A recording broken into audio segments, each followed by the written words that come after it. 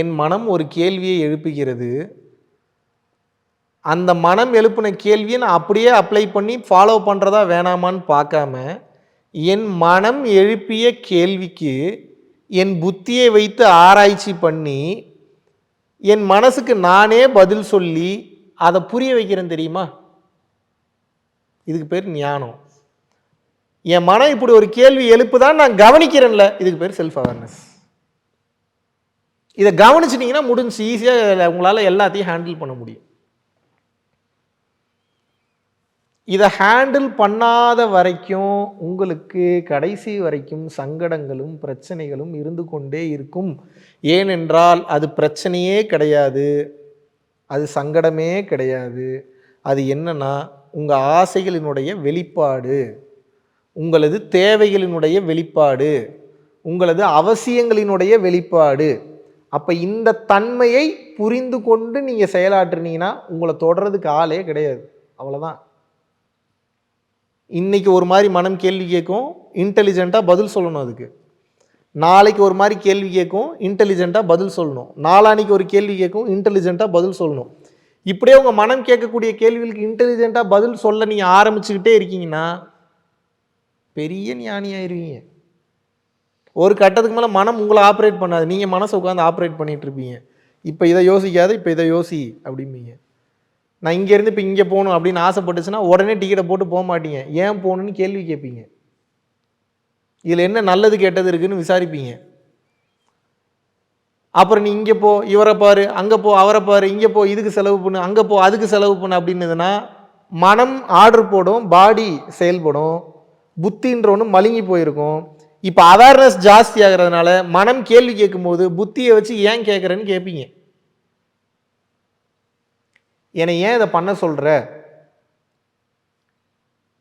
என்னை ஏன் இதை செய்ய சொல்கிற, எனக்கு இது அவசியமே இல்லாத ஒன்று, நான் ஏன் இதுக்கு போய் சாவணும், என் உயிர் எடுக்காதுன்னு சொல்லி எப்போ சொல்லுவீங்க? அப்போ தான் சொல்லுவீங்க. அப்போ இந்த புரிதல் என்னென்னா, உங்கள் லைஃப்பில் நீங்கள் ஸ்ட்ரெஸ் இல்லாமல் பயணம் பண்ணணும்னா சிம்பிளாக, இவ்வளோ நேரம் நான் பேசுனதை சிம்பிளஸ்ட் வேலை புரிய வைக்கிறேன், புரிஞ்சுக்கங்க. அவ்வளோதான், வேறு ஒன்றும் இல்லை. ஒரு சூப்பரான ஒரு டிஷ்ஷு சாப்பிட்றீங்கன்னா ஆஹா ஓஹோன்னு நீ அனுபவிக்கிறது ஒரு வகை. அந்த டிஷ்ஷு எப்படி செஞ்சாங்கன்ற அந்த மெத்தடை தெரிஞ்சுக்கிட்டீங்கல்ல, அதுக்கப்புறம் அந்த டிஷ்ஷை உங்களால் ஈஸியாக செஞ்சிட முடியும். அந்த டிஷ்ஷை பார்த்தினா அந்த பிரம்மாண்டம் உடஞ்சிரும். அவ்வளோதானே. ஏன் எல்லோரும் சீக்ரெட்டை சொல்கிறது இல்லை? அந்த வாவ் ஃபேக்டர் உடஞ்சிரும். இவ்வளோ தானேன்னு தெரிஞ்சுட்டா அதில் ஒன்றுமே இருக்காது. அதே சீக்ரெட் தான் உங்களுக்கு சொல்லணும்னு நினைக்கிறேன். என்ன சீக்ரெட் சொல்லணும்னு நினைக்கிறேன்னா, ஏதோ ஒன்று உங்களை தொந்தரவு பண்ணுதா, ஏதோ ஒன்று உங்களை டிஸ்டர்ப் பண்ணுதா, ஏதோ ஒன்று உங்களை தடை பண்ணுதா, ஏதோ ஒன்று உங்களை பிரச்சனை பண்ணுதா, கொஞ்சம் டைம் எடுத்து ஃபோனெல்லாம் தூக்கி தள்ளி வச்சுட்டு உட்காந்து கொஞ்சம் சிந்திங்க. அது ஏன் அப்படி பண்ணுதுன்னு கொஞ்சம் முயற்சி பண்ண ட்ரை பண்ணுங்க. எடுத்தோடனே வராது. அதை புரிஞ்சுக்க முயற்சி பண்ணிட்டீங்கன்னா, ஒரு விஷயத்தை எப்போ புரிஞ்சுக்கிறீங்களோ அதோட பிரம்மாண்டம் உடைந்து விடும். பெரிய சீக்ரெட் இது. ஒரு விஷயத்தை எப்போ நீங்கள் புரிஞ்சுக்கிறீங்களோ அதனுடைய பிரம்மாண்டம் உடைந்து விடும். எப்போ பிரம்மாண்டம் உடஞ்சிருச்சோ அதை பயந்து போய் பார்க்க மாட்டீங்க, கேஷுவலாக டீல் பண்ணுவீங்க. இப்போ ஒரு லெட்டர் ஒன்று படிக்கிறீங்க, ஒரு முக்கியமான ஆள் ஒருத்தர், ஒரு பெரிய செலிபிரிட்டி ஒருத்தர் ஒரு பெரிய லெட்டர் ஒன்று எழுதுறாரு, சோன்சோ இப்படி அவர் எழுதுகிற அந்த டைப்பிங் சென்டென்ஸு, அவர் யூஸ் பண்ணுற ஒக்காபுலரிலாம் பார்த்து மிரண்டுறீங்க, எப்படா அவன் எப்படி எழுதுனான்னு. அப்புறம் தான் தெரிய வருது அவர்கிட்ட இது எப்படி எழுதுனீங்கன்னு கேட்டால் சாட் ஜிபிடியில் போட்டு எடுத்தங்கிறாரு. இப்போ முன்னாடி இருந்த பிரம்மாண்டம் இருக்குமா? இப்போ இதனுடைய தாற்பரிகம், இதோடைய பேக்ரவுண்ட் என்னன்னா, எந்த ஒரு விஷயம் உங்களுக்கு பிரச்சனையை கொடுக்கும், எந்த ஒரு விஷயம் உங்களுக்கு படபடப்பை கொடுக்கும், எந்த ஒரு விஷயம் உங்களுக்கு வந்து ஒரு பயத்தை கொடுக்கும் அப்படின்னா, எது புரிஞ்சுக்க முடியலையோ இதெல்லாம் பண்ணும். சிம்பிள். எது புரிஞ்சிருச்சோ லெஃப்ட் ஹேண்டில் டீல் பண்ணிட்டு போயிடுவீங்க. நீங்கள் என்ன பண்ணுவீங்க? லெஃப்ட் ஹேண்டில் டீல் பண்ணுவீங்க. அப்படின்னா என்ன அர்த்தம்? உங்களோட ஃபுல் ஃபோர்ஸ் கூட யூஸ் பண்ண வேணாம் ரைட் ஹேண்ட்லன்னு அர்த்தம். அசால்ட்டாக லெஃப்ட் ஹேண்டில் டீல் பண்ணிட்டு போயிடுவீங்க. இதுதான் ஞானம்.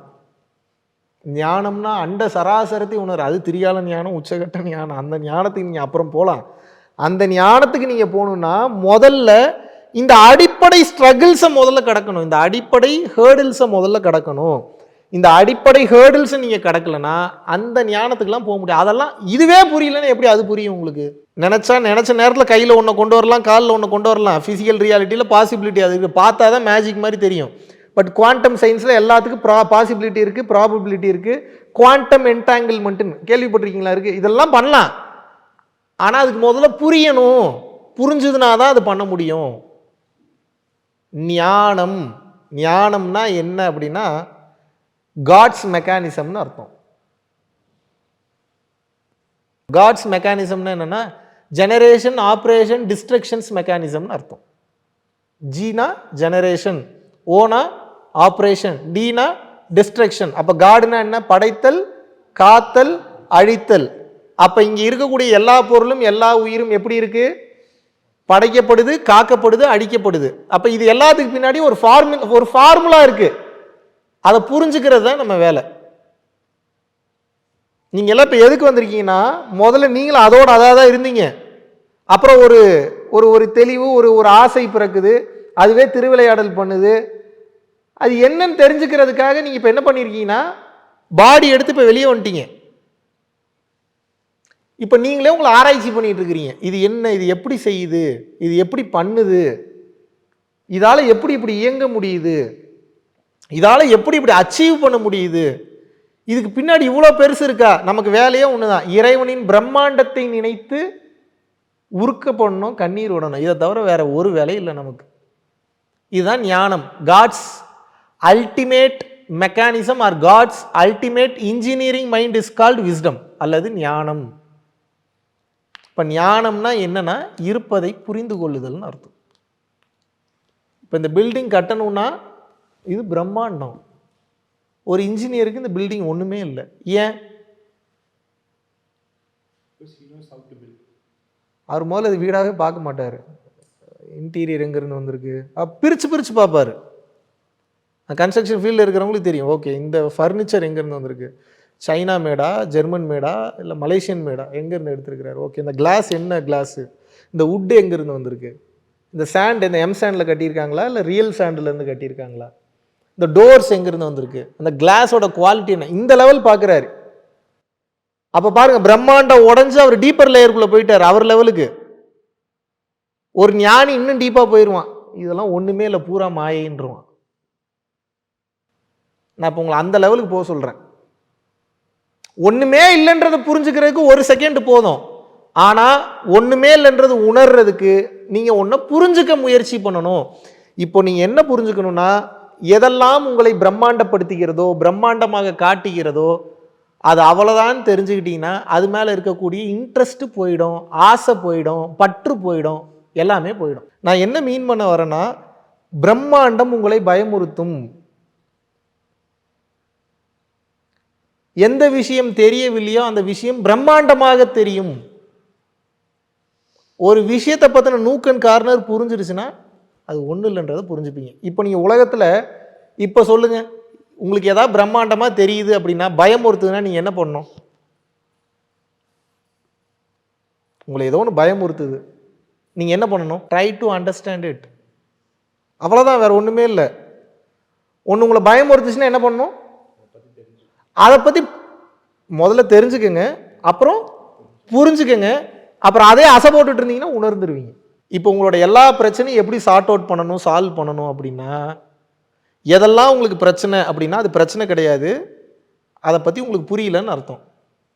புரியாததுக்கு பதில் தேட ஆரம்பிங்க, பதில் கிடைச்சிரும், அவ்வளோதான். நீங்கள் கவனமாக இல்லை அப்படின்னா நீங்கள் ஆரோக்கியம் இழப்பீர்கள். நீங்கள் கவனமாக இல்லைன்னா பேஷண்ட்டாக மாறுவீங்க. கவனம் இன்னும் தவறி போச்சுன்னா டெட் பாடியாக மாறிடுவீங்க. இப்போ யாரும் இது ஒன்றும் பண்ண போகிறதில்ல. இப்போ எல்லாத்துக்கும் அடிப்படை என்னென்னா அண்டர்ஸ்டாண்டிங் அண்ட் செல்ஃப் அவேர்னஸ். நீங்கள் ஆரோக்கியமாக வாழ்வதற்கும் நீங்கள் ஹாஸ்பிட்டலில் போய் அட்மிட் ஆகிறதுக்கும் நீங்கள் சாகிறதுக்கு வேறு யாரும் காரணம் இல்லை, நீங்கள் தான் காரணம். நீங்கள் கொஞ்சம் அவேர்னஸோடு இருந்தீங்கன்னா உங்கள் லைஃப் ஸ்டைலை உங்களால் மாற்றிக்க முடியும். முதல்ல நீங்கள் சூஸ் பண்ணுங்கள், உங்களுக்கு என்ன வேணுன்றதை சூஸ் பண்ணுங்கள். நான் என்னவா இருக்கணும், நான் வாழணுமா சாகணுமா, நான் எதை நோக்கி போக போகிறேன், நான் எந்த அனுபவத்தை நோக்கி போக போகிறேன், நான் ஸ்போர்ட்ஸ் மேன் ஆகணுமா, மிலிட்ரி மேன் ஆகணுமா, நல்ல அப்பா வாங்கணுமா, அம்மா வாங்கணுமா, குழந்தை ஆகணுமா, ஊர் சுற்றணுமா, சாப்பிடணுமா, தூங்கணுமா, நான் என்ன பண்ணணும்னு யார் முடிவு பண்ணணும்? நான் முடிவு பண்ணணும். நான் முடிவு பண்ணிட்டேன்னா அதை நோக்கி நீங்கள் பயணம் பண்ண ஆரம்பிச்சிருங்க, அவ்வளோதானே. கிளியர்? ஆகஸ்ட் மாதம் 23ஆம் தேதியிலிருந்து 29ஆம் தேதி வரைக்கும் 7 நாட்கள் வந்து பார்த்தீங்கன்னா பூட்டானில் வந்து ஒரு அற்புதமான ஒரு ஸ்பிரிச்சுவல் யாத்திரையை வந்து மேற்கொள்ள இருக்கிறோம். டெக்னாலஜிக்கு முக்கியத்துவம் கொடுக்காம மக்களினுடைய வாழ்க்கைக்கும் பிறவியில்லா பெருவாழ்விற்கும் முக்கியத்துவம் கொடுத்து போகக்கூடிய மிகவும் வளமான அற்புதமான சக்தி மிக்க ஒரு நாடு. இந்திய குடிமகன்களுக்கு பாஸ்போர்ட் என்பது அவசியம் கிடையாது. ஓட்டர் ஐடி இருந்தால் மட்டும் போதும். கீழே உள்ள கான்டாக்ட் நம்பர் கான்டாக்ட் பண்ணியும் www.paramporulfoundation.in அப்படின்ற வெப்சைட்ல போயும் உங்களது பெயரை வந்து முன்பதிவு செய்து கொள்ளலாம். பரம்பொருள் அறக்கட்டளை நடத்துகின்ற தினசரி அன்னதானம் மற்றும் இதர நற்காரியங்களுக்கு நீங்கள் உங்களது பங்களிப்பை தாராளமாக செலுத்தலாம். இதனால் என்னென்ன பலன்கள் கிடைக்கும் என்றால், தரித்திர தோஷம் விலகுகின்றது, அன்னக்குறைவு தோஷம், பித்ரு தோஷம், கர்ம தோஷம், பாவ தோஷம் மற்றும் கிரகங்களினால் ஏற்படக்கூடிய தோஷங்களின் தீவிரமும் குறைகின்றது. மனக்குழப்பம் மற்றும் எதிர்மறை எண்ணங்கள் விலகுகின்றது. குடும்ப கலகங்கள், தொழில் தடைகள், பணத்தடை, கல்வித்தடை, திருமணத்தடை, சந்தானத்தடை, நோய் தொடர்பான கர்மபாரம் முற்றிலும் வந்து தீருகின்றது. ஆகையினால் இந்த பரம்பொருள் அறக்கட்டளை நடத்துகின்ற எல்லா விதமான நற்காரியங்களிலும் உங்களது பங்களிப்பை வந்து செலுத்துவதற்கு கீழே கொடுக்கப்பட்டுள்ள வங்கி கணக்கிற்கு தாராளமாக நீங்கள் வந்து பணம் அனுப்பலாம். நன்றி, வணக்கம்.